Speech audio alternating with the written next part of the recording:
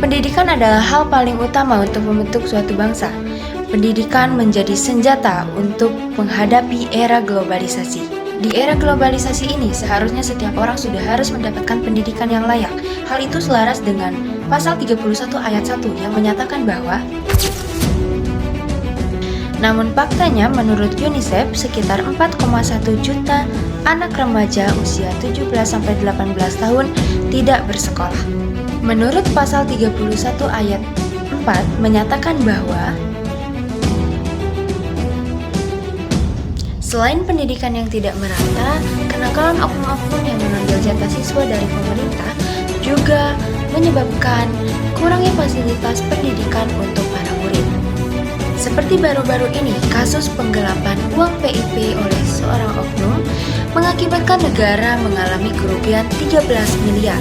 Bahkan bukan hanya itu, persoalan pembelanjaan tak sesuai prioritas dan pengalokasian dana yang kurang maksimal juga dapat memperlambat upaya peningkatan pendidik. Bahkan anggaran yang besar pun tidak akan berdampak.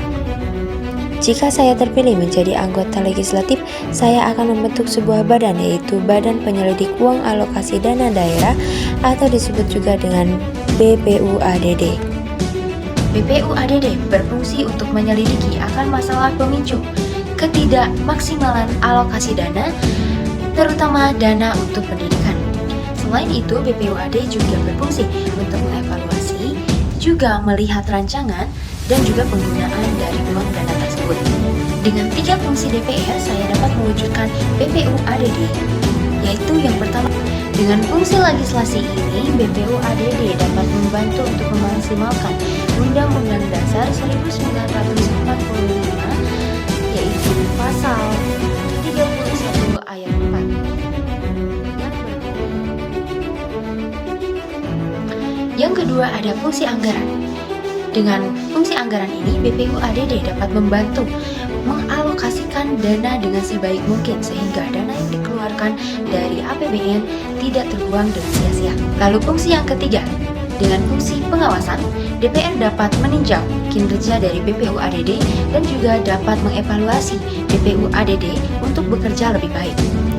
Ketidakmaksimalan mengalokasikan dana dapat menghambat berjalannya pendidikan karena pendidikan memerlukan fasilitas yang baik dan juga layak. Mari kita wujudkan generasi emas tahun 2045 bersama saya Ade Delia Alfi, calon legislatif Parlemen Remaja tahun 2024, Dapil 13 Jawa Barat.